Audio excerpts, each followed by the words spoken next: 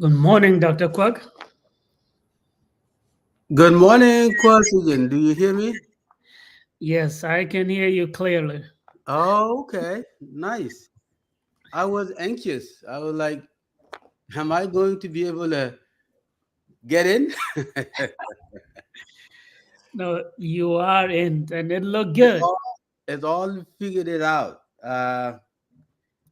It It, was actually easy than I thought. Last time I struggled. I tried to download it and try to just click the link. It does not go. mm, Um, and when you say copy the link and pass, that's exactly what I did later on. As when I figured out how to use the MacBook, uh, uh, copy it and pasting the thing. That's how I figured it out. So it's good. They did. let me check. It looked good, Oh, okay. How's Uh, your morning so far? my evening is my morning. It is still morning. Um, Ah, yes, my morning is fine. going well. Very good. Very good. I'm I was awake early in the morning, so I did a Mm, little bit walking and okay. so. But my evening is well. So how is yours? How is San Diego? San Diego is good. It's much cooler now. Better. That's how it's supposed to be. That's why we're here. Mm, The last 3 weeks, I think, were the most, I would say, the most extreme 3 weeks ever in terms of heat. It was like over 100 some. mm. Never been like that before, as far as I remember. But it is much cooler now. Better, much better. So we're happy now. When it is hot, people are grumpy and irritated. So yeah, we're much more happy now. Yeah, That's good. yeah, yeah, yeah. Well, it looked like the community has had a wedding and you guys were celebrating. Mm-hmm. Mm-hmm. So We have that's another one tonight. okay. That is wonderful. Yeah. Uh, so what I actually wanted to do today, and this live, we can keep it to just 1 hour, hour and a half. We are streaming it on YouTube and also on Facebook. So this should be there as well. And we're gonna just speak here in English instead of Noor like what we were doing before. It was Mm-hmm. just going to be a recap Mm-hmm. on the community revival mental health that we did. Mm-hmm. And I would be asking you some questions, sharing your thoughts, kind of injecting your expertise in there as well Mm-hmm. and your opinion, and also bringing in the opinions of those elders and your colleagues and you as an elder in the community, and then I may comment on it uh, as well, Mm-hmm. and then we could just take it from there. I know I sent you a couple questions before, and we're just going to do this just for time. So but today I actually just want to, I know you're mental health practitioners, and also you have your own private and thing like that. But I want to focus on the newer community and two main issues that has been bothering us, and the reason that we did the community revival mental health, and we use your books to kind of provide an educational approach to the community, an approach that we can later on kind of unravel this stigma of mental well-being and mental health. And then the younger generation and the older generation and all of us living in diaspora can kind of find some way to talk about the mental health and the well-being and why is it affecting us, especially two particular things: the suicides that is happening increasingly in our community, and the death as well.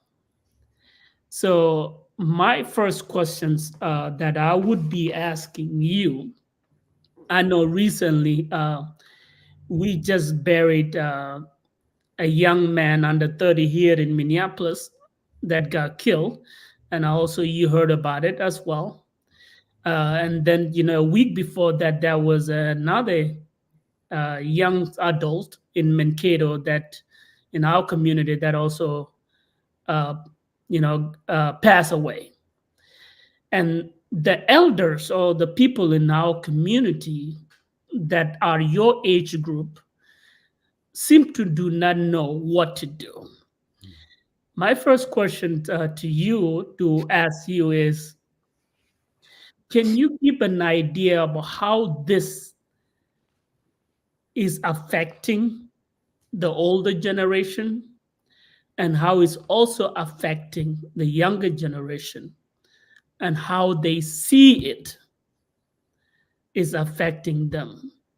That would be, I would like to hear an overview of Mm. your thoughts, what you observe, what you see, what has been happening, and how it is affecting all of us. Okay. So are we live engaging right now? Yes, we are on YouTube and Facebook. Okay, Facebook. Well, first and foremost, Young Thijin, I want to say thank you for the opportunity that you once again provided to me. Um, I think this is, to me, is why someone like me had to, to take all those steps, all those process to get to where I am. Because without a community that is behind you, without a community that you think could be, a beneficiary of what, each one of us really bring from somewhere, you may not be able to get to where you are. So I really hope so much to our community in terms of giving them what I know, because I come from this community. So this question you ask is very crucial. It is something that all of us have been wondering since it happened, when the suicide, homicide began to happen in our community. And a lot of us really don't know what is going on here. So we are quick to judge, oh, these kids are not, they're not behaving like the way we were, they're Americanized. If people are quick to judge them, they use alcohol, they use drug, why this, the parent don't do this. So those are things that I hear parents talking about when something like that happens. Without looking into, yes, all of the above may contribute to what we're seeing today as homicide or suicide. But the point is, why it is, it may be all of the above. What are the root causes, and what can the community do to maybe address that issue? That remain unsolved. Nobody seems to know what to do. So now, in short, what is happening in our community is happening everywhere. I can just tell you in general, right? Every community where we live in diaspora, especially the US where you and I live, have those issues happening. I am a mental health practitioner. I see cases all the time. I see people with drug and alcohol abuse coming to my practice. There are young people, even as young as 12, 13-year old, with all kind of issues. Uh, and then now, someone who is not fully aware, like I do, may say, "Oh, this is very particular, very endemic to the community of South Sudanese or the Nuer community." But someone like me will say, "No." But even though those issues are happening around, what can we do as a community? What is going on here? I think our community has been swallowed. To give you my point of view, as me, it has been engulfed by the surrounding, uh, uh, I would say, energies, you know, maybe forces or whatever, for the lack of knowing exactly what is going on. We are being engulfed by different, behaviors. So the youth become part of that. They become part of that, right? They grow up. Now, like like a resources happen. People who grow up in the poor communities in the U.S. and in the developed countries, sometimes they will not have proper guidance. They might not have proper resources at a very young age. They might experience stuff, right, freely without resources that they can go to and get help, and no proper resources from their home of their belonging. And then from there, they can experience early on and get themselves into those trouble. And then depression and anxiety will kick in right away. Parents have no idea because they're too busy with their own stuff. So when kids get to that, there are groups. They will get themselves to group. They will get themselves into those substances, right? Some of which would very much harm them. That's why we see homicide.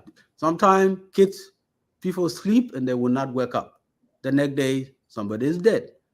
We don't know what happened. Oh, maybe this, maybe that. There are substances like that, and it is one of the things that take people alive, which is homicide. We would say. I mean, like suicide. I don't know how to describe that, right? Because it is not homicide. Nobody come from outside and kill someone. It is not intended as suicide. People don't take it to die, which is suicide. Maybe they take it just like a regular, recreational, just to numb their feeling. Then all of a sudden, they will end up not waking up. So those issues are what we're seeing. People are in my age or parent in this community have no idea because I talk to them on a daily basis. They have no idea. They don't know what to do. That is one way. Another thing, homicide. That is also, we see killing people, young people rising against one another, right? Is another talk in the community.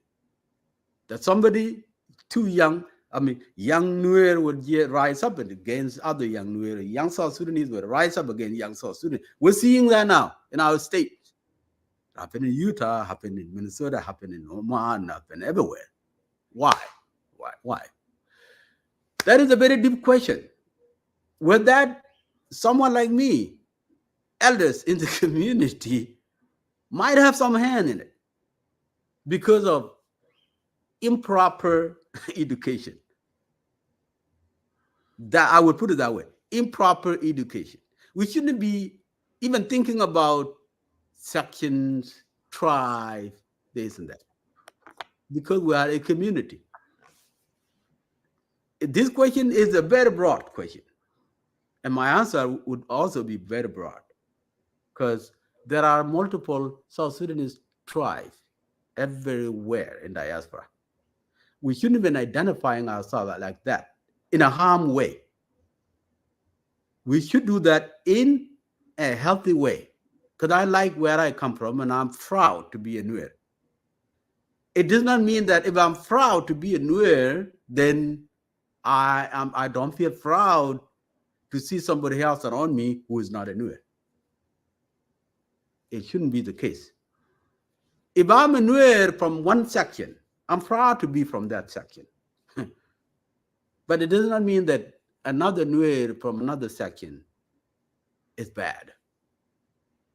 So that education could be carried by the elders like me. Young people like you may not have an idea why this happened. You might have some clues. You might hear things here and there that, oh, maybe this section and that section from back home, they had issues. They're rival. Way back, this happened, that happened. It may be that. So there should not be any education like that.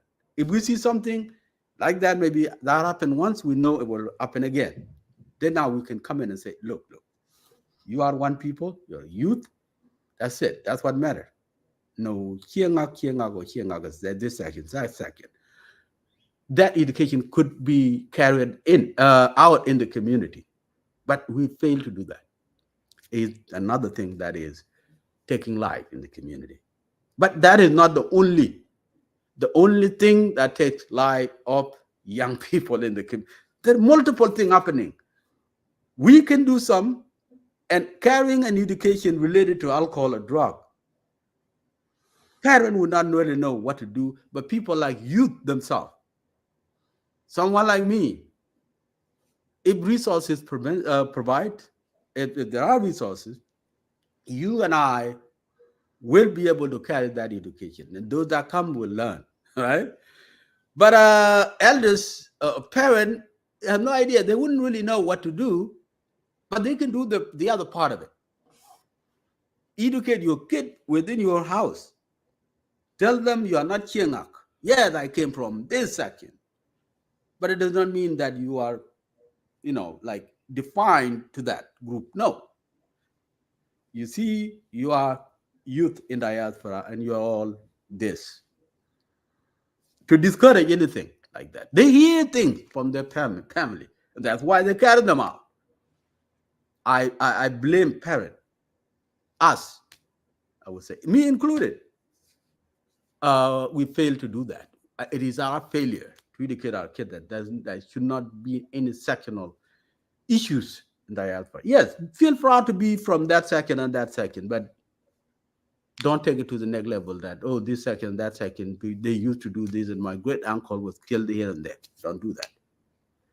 In short, in that answer, and that topic question you pose, I would just answer it that way. It's big, very big. Why youth life is living. Yes, it is broad, and I was intending that. So now let's get to a very specific of it. Mhm. You mentioned something about there might be some little tribal conflicts within the group of section. And then there is also the alcohol and the other drugs that young adults, because these are not children anymore. They 18, 19, 20, 30 or more. They have a whole life of them. Uh, you mentioned smoking and drinking. This, it baffled me because if you, Dr. John Kuek, or elders in our community that, that are men and women, they themselves, another young man asked me, they themselves do not drink or do not smoke. Why would their children drink and smoke? What could be specific reasons regarding that now they have to also justify in saying that because our children are doing this, that's why this is harming them, but them themselves are not doing it in their own household. So why is that a reasoning of justification of why the young adults are like this to you and every elder in our community? How would you respond to that? Mm. Yeah. Well, to be honest, there is finger pointing in our community. I heard that. I've been in so many forums. They're hosted by youth. Sometimes youth will be like, oh, your parent failed to know what is going on in our life. And then we slip away, we go find some help. And the help we find is to be happy, I mean, to carry on our educational activities. So we drink, we smoke because of the stress, right? Because of the stress going on, maybe lack of resources, is that.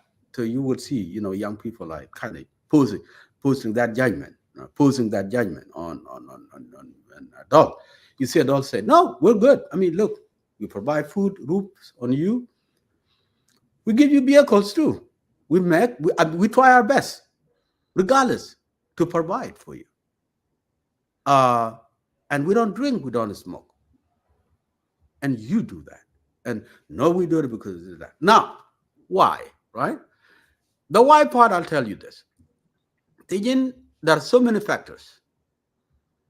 Again, there are people in our community, just like any other communities, could die. I'm a practitioner, mental health practitioner who's, whom, you know, client come to with parents from different backgrounds. I see it happening. You'll see a dad and mom very clean, they're professional, they're even wealthy, they run businesses, maybe they're doctors, okay, all kind of profession. They have young people who are not doing right, and they would come. And I see why that could be the case. Young people, number one, when they get together with their youth, with their inmate, maybe some of them are very loose. They're let loose because there is no proper guidance from where they come from. When the young people leave the house all day long, because they spend the entire day outside, more time outside than they spend at home because of schooling, they get together with other people. Then there is experimentation going with drug and alcohol over there. Some young people get into that just to experiment what it is, how it feels to be on those things. So there is another thing now called psychedelic mushroom, which is a very like magical psychedelic mushroom that young people are experiencing right now nowadays. I have seen cases in my office. They experience that outside. It has nothing to do with their parent, with parental guidance, or parent fail, or parent drink or smoke at home. They don't.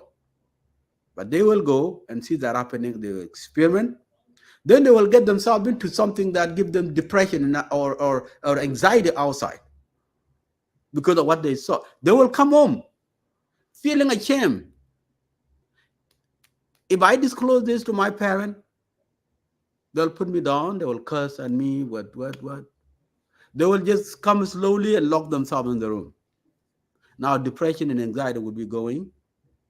When they get out, they will just right to go and find something that will make them feel happy. They will come back in and get to their room until the thing get deeper and deeper and deeper and deeper, and somebody is in trouble without knowing. That is some of the issues that kids get have nothing to do with parent.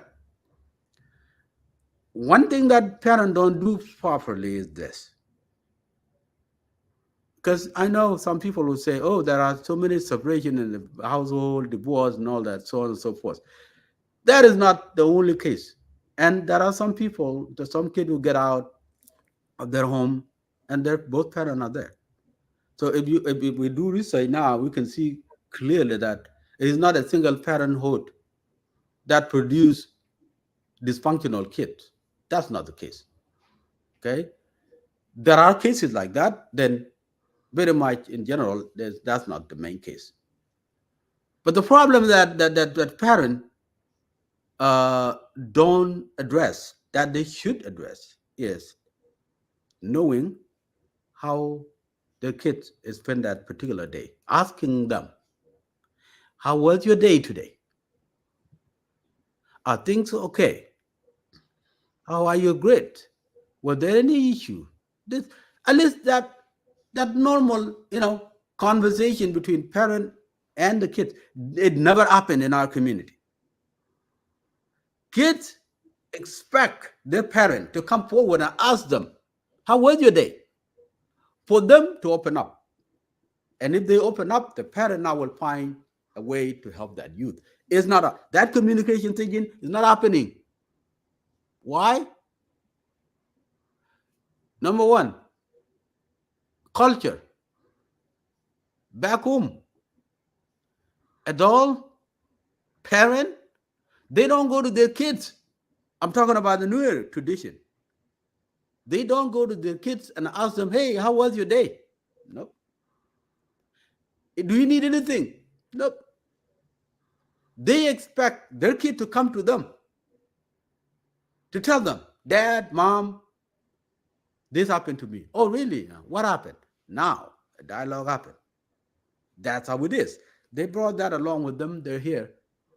For them to go and knock on the doors of the kids. Hey, how was your day? And this, to them, is like bothering them. They don't have any issue. If they have anything, they'll come. That is the side of the parent. They expect their kid to come to them. And kids expect their parent to come just like any other communities. Is a one factor that kid will slide out. Parent have no idea. Second, children sometimes in our family, in Sudanese or the Nuer household, based on what they hear from their friends, they feel like unloved by their family because they none of the family that I know and I know grow up in in this community. They don't say "I love you" to their parent to their kids because we don't do that, and kid will feel like they're unloved. They never say "I love" when they leave the house. Oh, I love you, son or daughter. Never say that. We don't do that. We don't even do that to our own spouses. We don't do that to our wives or our husband. No. Why would we do it to our kids? It's awkward to say that. Kid don't know. The kid will feel they're unloved. They'll go. Lack of checking on the kids, lack of even saying those affection words and like I love you. We don't do that. Okay. And number three, family are not home because of the work. Maybe some work. We work, labor work. People stay in factories, meat factories, this and that. They don't have time for their kids. Kids end up raising themselves. Is another issue. There's so many factors that happen in the community. And uh, who is to blame? Whose fault is it? We can be quick to say, well, parents should know something because they raise these kids, right? But these parents they're not first generation, they're refugee generation who came from a culture that guide them no matter where they go. They are still being led by their own culture, own worldview. It's hard to change that. Who's going to change it? That's who they are. So what they do is judge. But as far as adapting a new way of life is concerned, they're not. They're very rigid. They will not do that. And I guarantee you, it's not going to change anytime soon until maybe you guys, young people like you, Thijin, have their own kids. And now you know how to raise your kid is to say, I love you, son. I love you, daughter. Oh, I love you, dad. Okay. They feel love. Just that. It's awkward to us. Why is that? It does not mean you love somebody. If you say, I love you, it doesn't mean that. You can just say it for sake of saying it. But you may not say it and you love that person dearly because you provide to that person. That's what love is. That's how we see love. In your line of parenting is going to change. Hopefully, yes. But to us, no. We grew up very rigid to change. Well, I guess there are two things to see here. And so, one of the things that I wanted to comment on the fact that, and I hear this from other young adults uh, that I talk to, saying that, well, if the parents aren't involved in the activities that are making the young adult stray away, like smoking or drinking, why is the children doing that? And you somehow touch it there is a negligent line there of communication. uh, there is a negligent line there of communication between the parent and their children. And there is also a duty and a responsibility that parents are doing to show their love that children do not understand is how they are showing their love.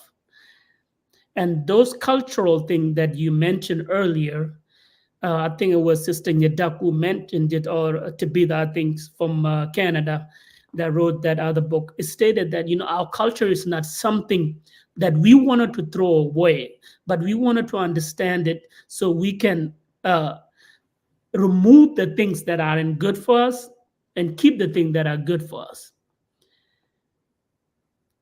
Because it is a factual that, back home in your generation, you speak to your children understand what life is about, how they can come to their parents.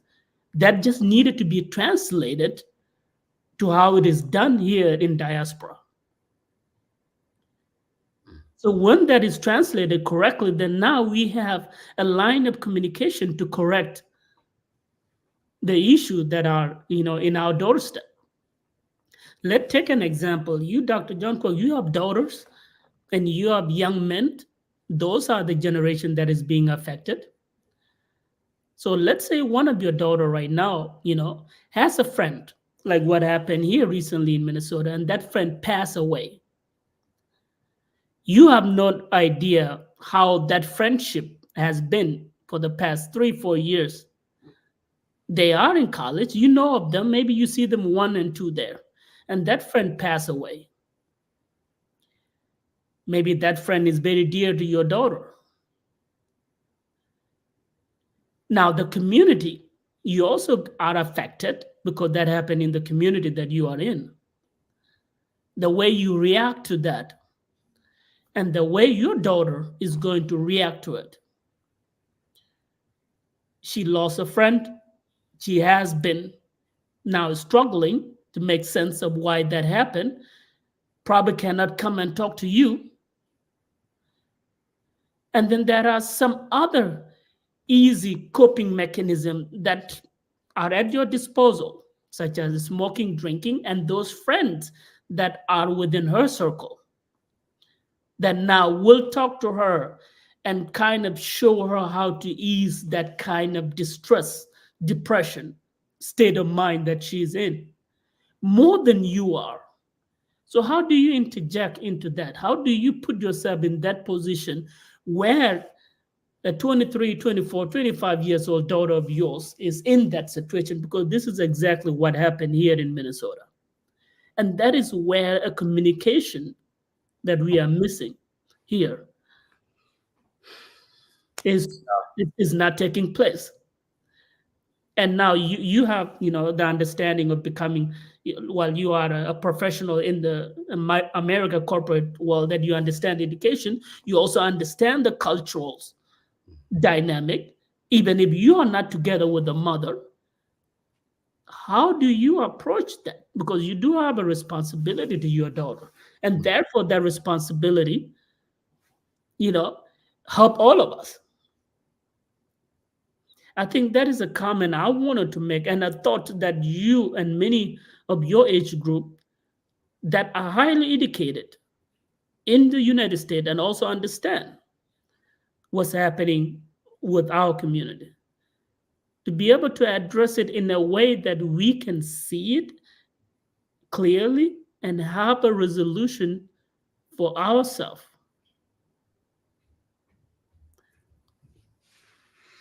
Hmm. Okay, well, thank you. It's a very deep uh,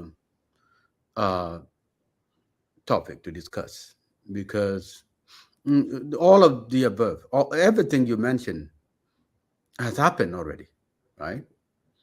It already happened in our community. I remember a year ago, it was last year, exactly last year, 2023.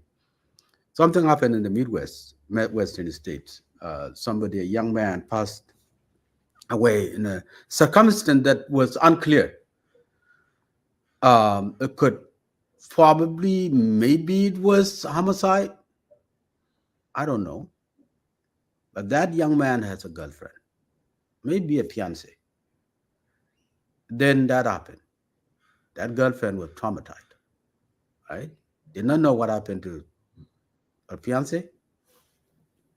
Now, what happened was devastating.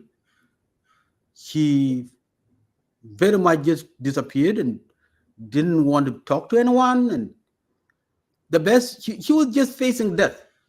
Okay? Because that's what depression is. He was severely depressed without talking to anyone, without anyone reaching out to her. There were no resources. And if you happen to be someone dealing with that severe form of mental illness, you don't even care, even if there are resources or not. You don't care. You don't want to go to those resources because the best you think would be would be for you is to also die, disappear, disappear just like that person because your life is useless. That's what depression does. Hopelessness, and it happens, and nobody knows how to approach such an issue. Somebody notified me, send me a tag message. Hey, John Quirk, I know you do practice in this area. We have an issue. Someone like this. And you know, confidentiality in our community is not that great. People don't, because that's how they grew up. They would say, oh, so and so has issues. Would you please reach out to that person? Without even maybe informing that person and get an okay from that person first before giving phone number or name to somebody else. We don't know. We don't do that. But that person was so concerned enough for the life of that young lady and took it upon himself to send me a phone number and the name of that person. I said, this young girl here is a fiance of the young man we just lost. She's not doing well. She's not doing great. She's not talking to family members. She's not talking to friends. She's not even picking up phone calls. She's in a terrible situation. Would you please reach out to that person? Long story short, knowing how we practice, we don't just call people from nowhere. I had to think of how to get to this woman. She did not know me. How could I just pick up a phone call and say, leave a message, I'm John Quick, this and that, and call me back? No, can't do that. Then I had to find a way through people who know and like that in a way that will not show that somebody knows somebody. This is very difficult. How do we deal with people like that? Number one, if I know it's me, my own kids has lost a friend, just like, for example, you just give. If you are a parent in the community today, you happen to have a child that has lost a friend. And sometimes you may brush it off. It's just a friend. It's just a friend.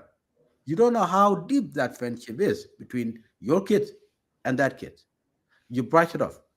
Oh, so sorry. Yeah, it happens. That's, kids, that's exactly what happened.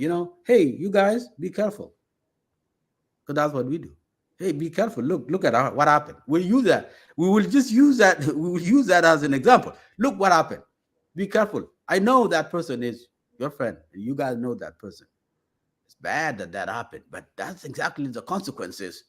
We told you this many times. Now, we're missing a point. It's not about that. It's about how to get this person out of this depression that this person is going through.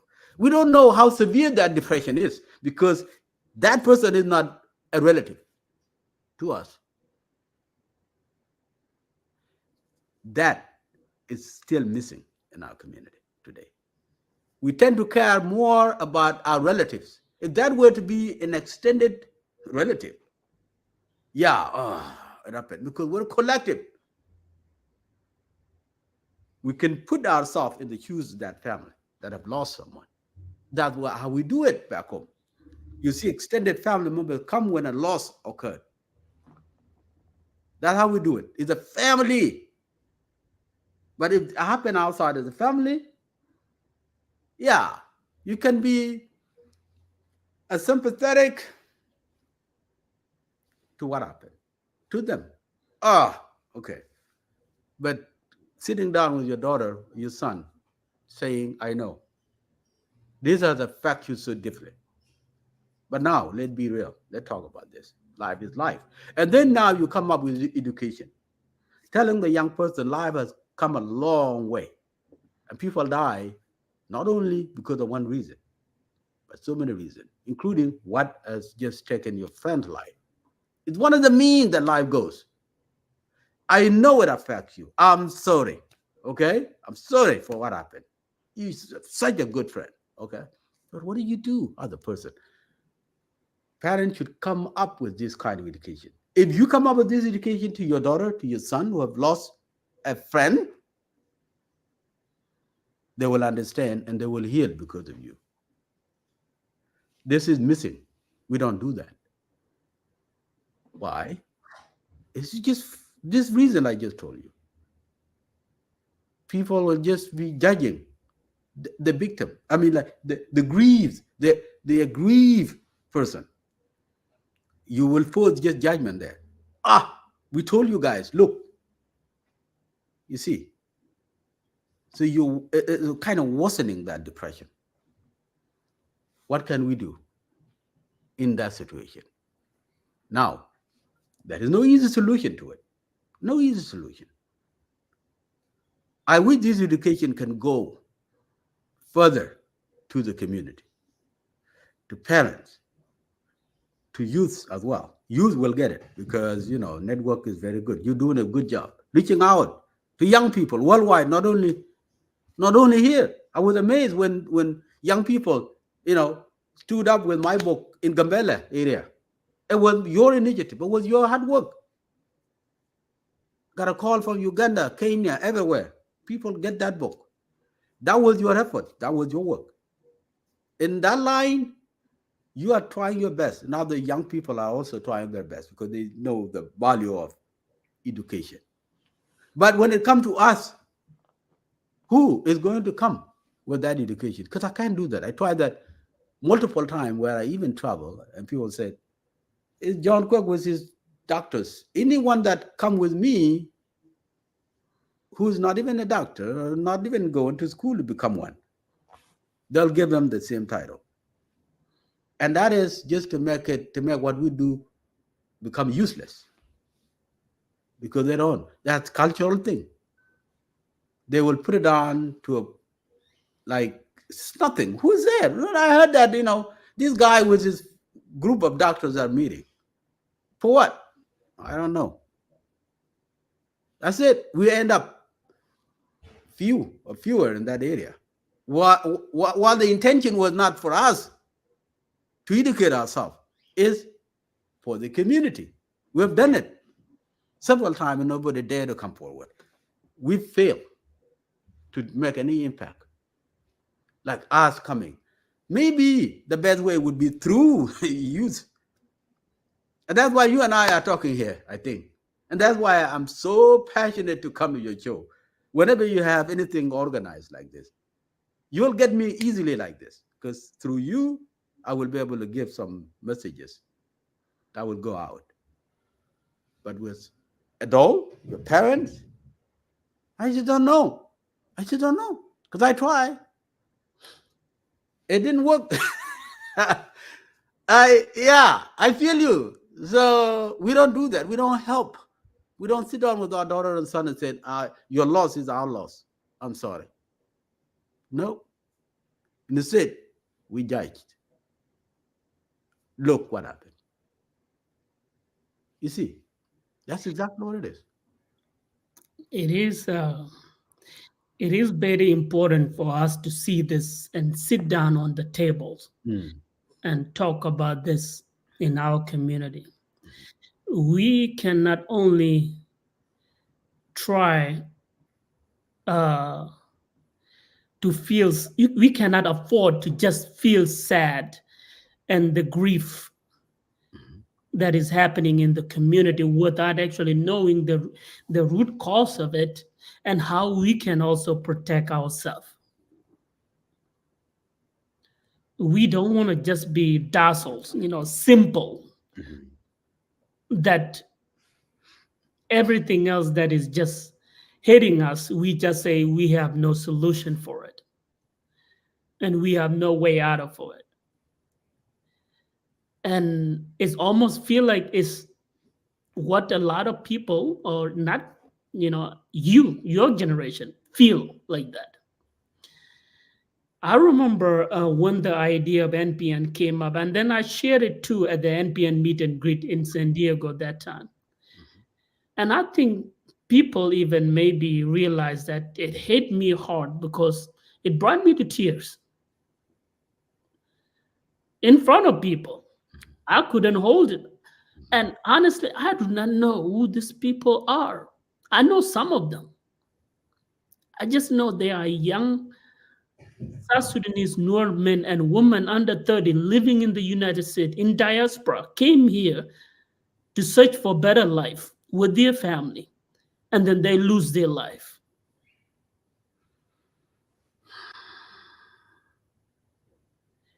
What the heck does that mean to me? Mhm.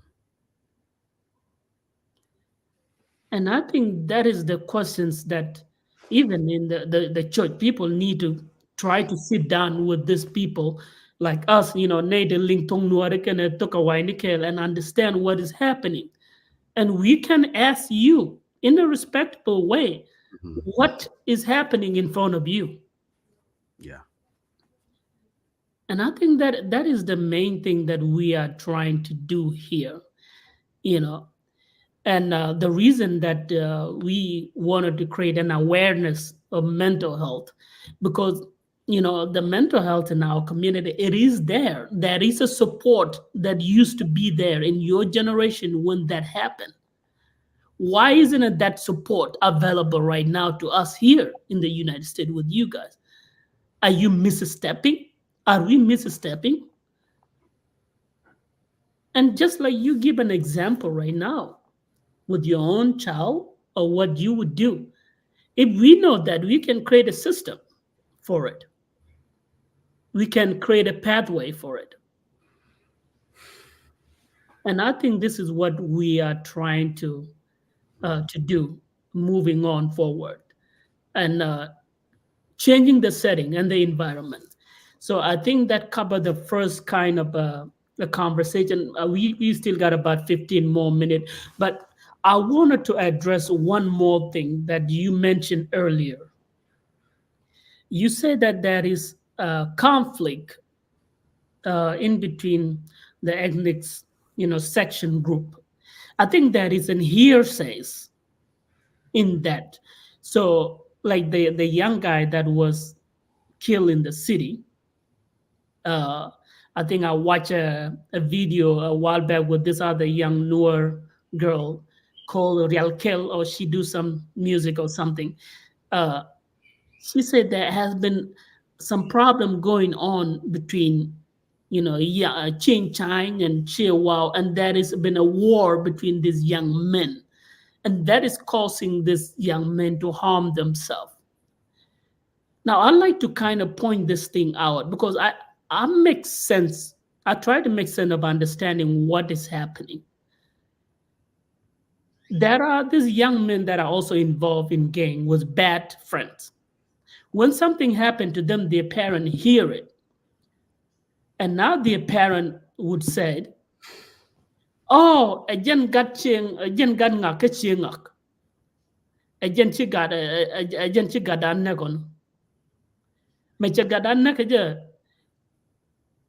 Now it get to my head as a young man that that's why my friend was killed. And now you have a different perspective. I have a different perspective. The perspective that the parents are saying is now becoming a reality.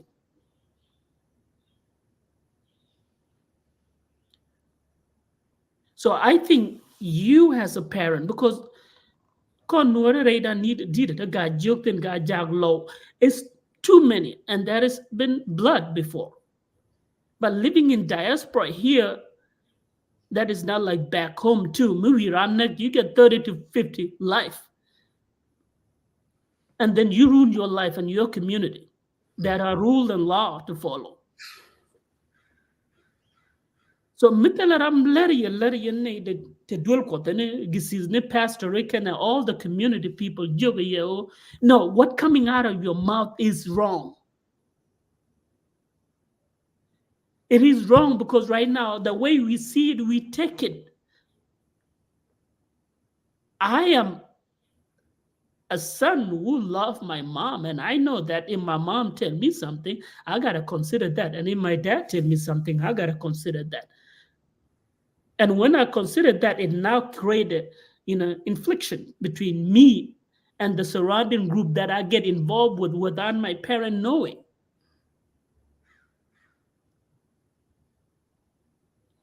And back home, I know how things are dealt with. And this is what you were talking about earlier as well.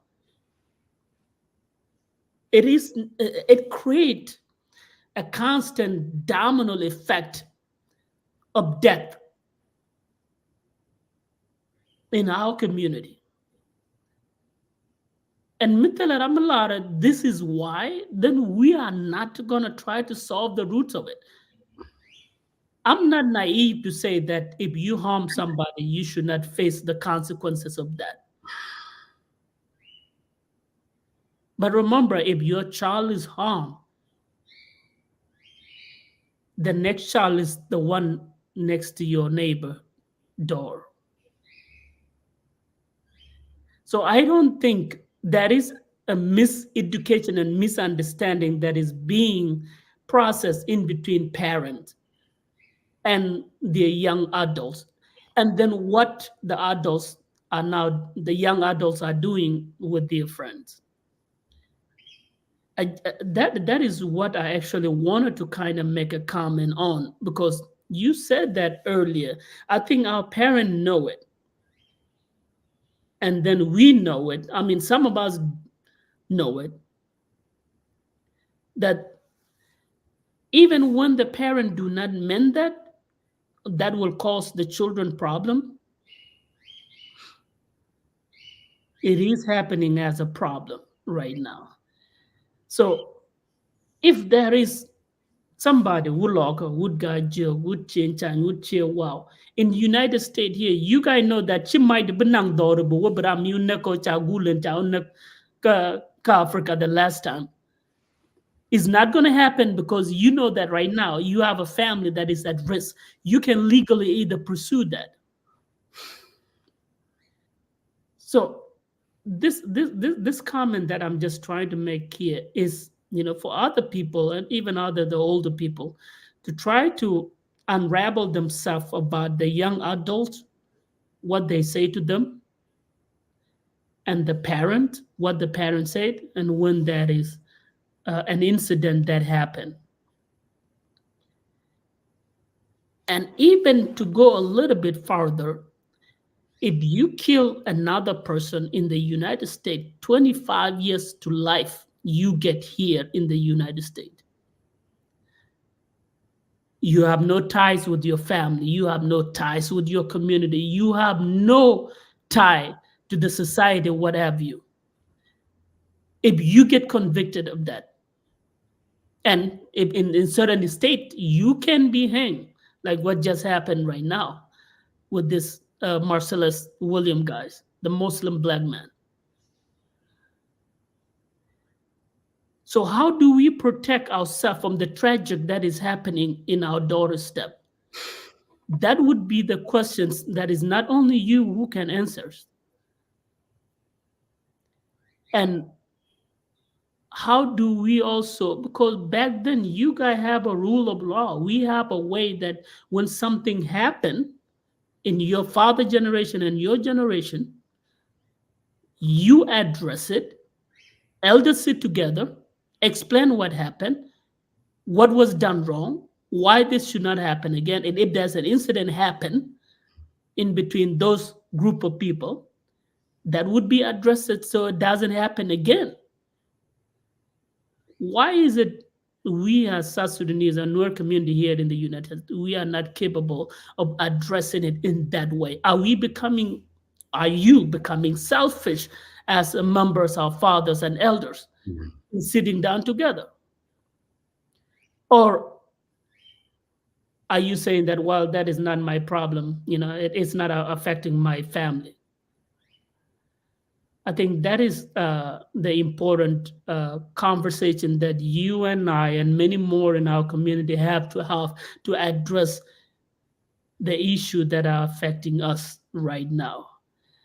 I'm gonna leave the last 5 minutes to you to comment, and we're gonna call it done because we've been here for 1 hour. And again, I still thank you for that, even taking the time for writing that book as well. There was a lot of concern in that book. I also have a concern. I'm rereading it so I can give a feedback uh, a feedback to you, so the way we understand it can also be added tomorrow in how we can help ourselves. But this is the first book in our community that said that there is a way to address what is happening in our homes, in our community. Even if the book is not good, there is a way. None of us have done that before. So that is something I would never forget, and that is something I would never disregard uh, in our community, and the same that I do for those that I associate myself with. So I'm going to let you have the last 4 minutes in whatever remark that you can make, and we can call a day. Thank you, Thijin. For those of you who have been watching this or who happen to watch this in your own time, the main purpose why we come live or on this medium today is to kind of shed light on what is happening. And I think what is happening is dear to all of us. It has been an issue for so long now that it does not seem to have been addressed, and it does not seem like somebody is going to address it in a way differently than maybe this way. But I have not seen anyone coming live so far telling us what is facing the community and how we can address it from different generation or generational, line. Because children who are born and raised in this country have grown up as well.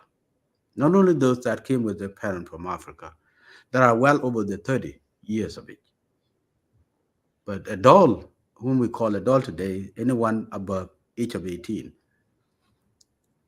most of those kids born and raised in the diaspora, US, European countries, Australia, you name it, in the diaspora, away from South Sudan. So those people are the one to go back tomorrow to their own home, and their ethnic groups. They will go back to their ethnic, you know, uh, setting, home, villages, but they will embrace what if there is any government there, they will be part of that government. So the older generation is fading away, the younger generation is coming up. So today we are faced by this situation. We need to talk about that. We may not find the solution for it today, but as we talk about it, somebody will take note. Tomorrow, there will be a better speaker who will come up and face this issue head on. I think this is why we come live today. We may not have any solution to it, but our intention is to put this information out there for someone else to pick it up and carry it on. We're trying to put resources together in the community. That's why the book has been mentioned, the book that you mentioned. That is the very first book written in Nuer. If there is any issue there, it might be the Nuer language has not been refined. There are people who are saying, oh, that this term should not be named that way because there is another one. So there is an issue when it comes to the Nuer written communication because it has not been done before. Nobody. Only the book, Din, Bible, those are where you read in Nuer and all that. So when it comes to academic language in Nuer, that is still being addressed. And nobody else will address that, only those that have some abilities to write, some abilities to understand what they want to write in multiple languages, for them to be able to compare and be able to come up with a good product. attempting something, coming up with something is way better than not doing anything at all. That's how I see it. For those of you who have tried in your own ways to write books, to come up with novel and whatever that is, good. This is how this community will go up.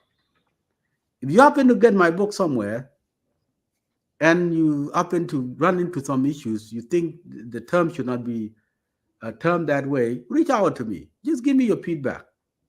It's going to make this book better. When the second version come out, it will be even way better than the first one. And the third one will be even way better than the second one, the fourth one. It goes on and on and on and on. I'm still working on that book, but I have become very busy because I started private practice, as Thijin mentioned early on. I have clients right now. Well, we'll just stop this, and I will go and see my private client, private patient. So that has taken a significant amount of time out of me, time that I used to write.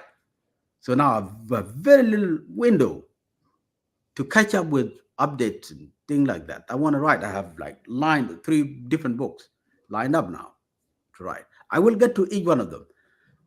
So wrapping up the whole thing.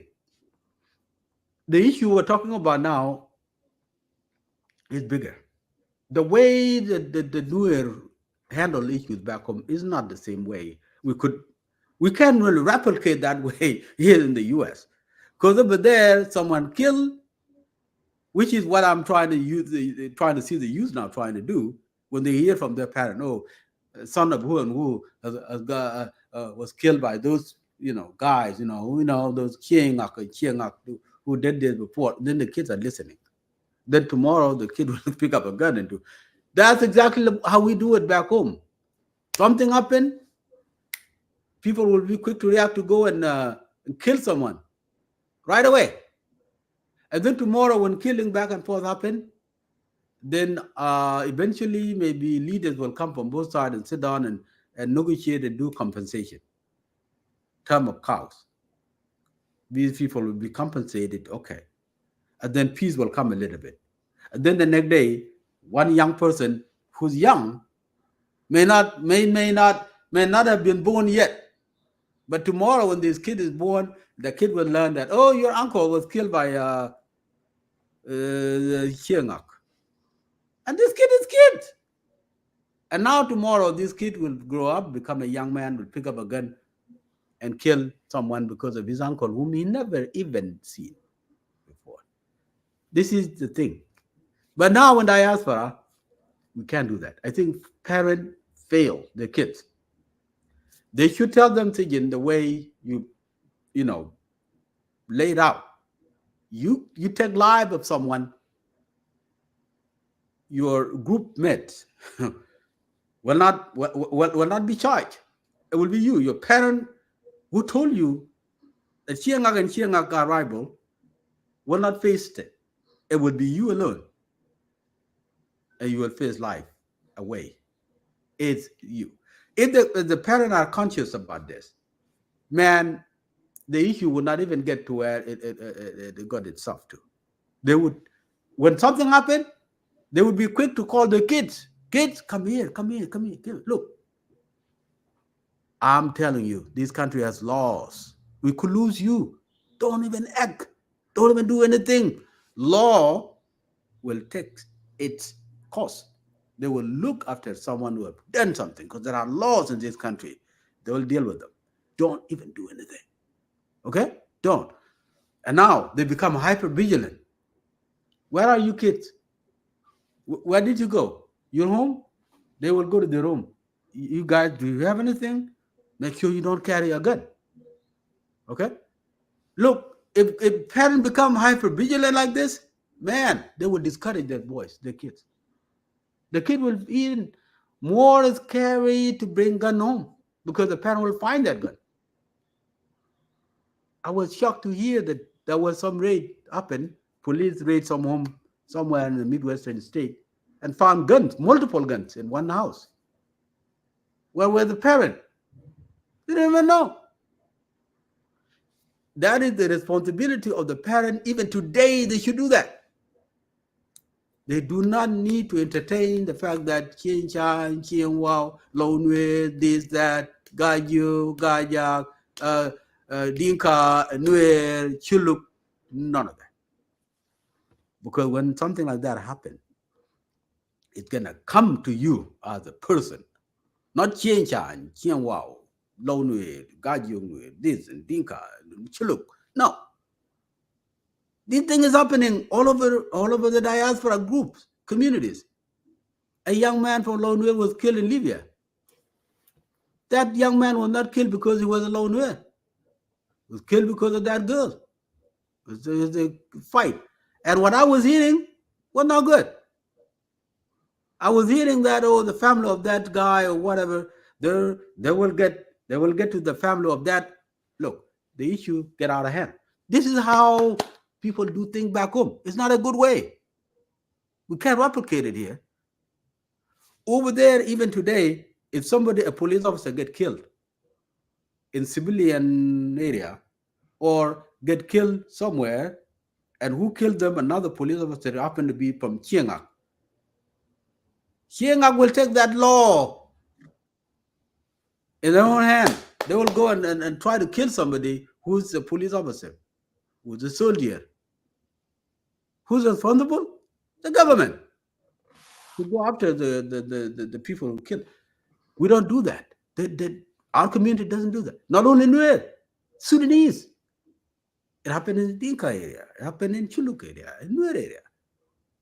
It's a lack of law and order.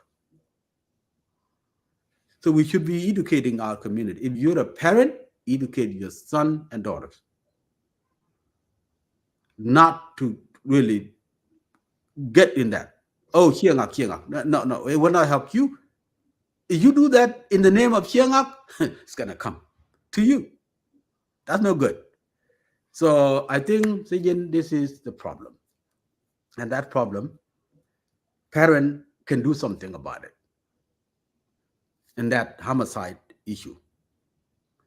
And then when it comes to drug and alcohol, parent also can do something. They can check on their kids, how things are going. They'll see their behavior. If their behavior change, they need to talk to their kids and talk to their kid because there are help. They can even go to church. There are pastors there who can help. There are resources in the community. There's someone there that knows something that can help this young person. They need to go there. But now I think the best we do, number one, pay attention to how your kid behave. Don't leave them in isolation. Check on them. Talk to them. Find out what happened. If you heard any killing that happened, it may probably affect your child. Try to check with your child. Sit down if they know that person or not. And how do they react to it? You will see some anger in them, sadness or whatever. Calm them down, talk to them, sympathize with them, and give them your opinion, give them your perspective. If they need help, at least discourage young people, discourage them. Drug and alcohol, you may know when you are engaged with your kids, when you know their behavior. They come home, you check them. They leave, you look at them. You may see something unusual, and then you can be quick to help them. Discourage them from ganging up as Chiangak and Chiangak. We shouldn't be doing that.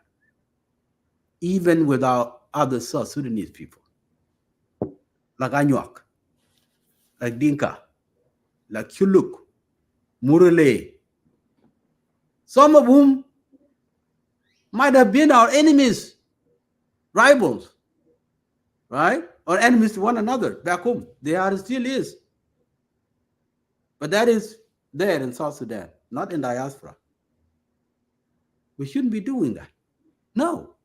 There should be no Dinka enemy, no Chuluk enemy, no Anyuak enemy, no Nuer enemy, Chiangak and Chiangak within the same group enemy. Nope.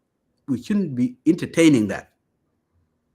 If you're a parent that does this to your kid, you're harming them. If you're a leader that oftentimes talk about this, you are harming the community overall. We should grow together, raise our kid together. They're the young generation. They're the next generation, by the way, that will kill that tribal feud over there and back home. Because that tribal dispute or tribal rivalries we see or we hear has to be discouraged by the people who have been killing one another. But they will not do it with their bare hand without a government. Maybe you guys will be the government tomorrow. You will bring peace. There will be no killing. So overall, Thijin, I want to say thank you for the opportunity.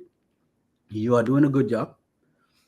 I want to commend you for doing this, and I want you to keep going. In any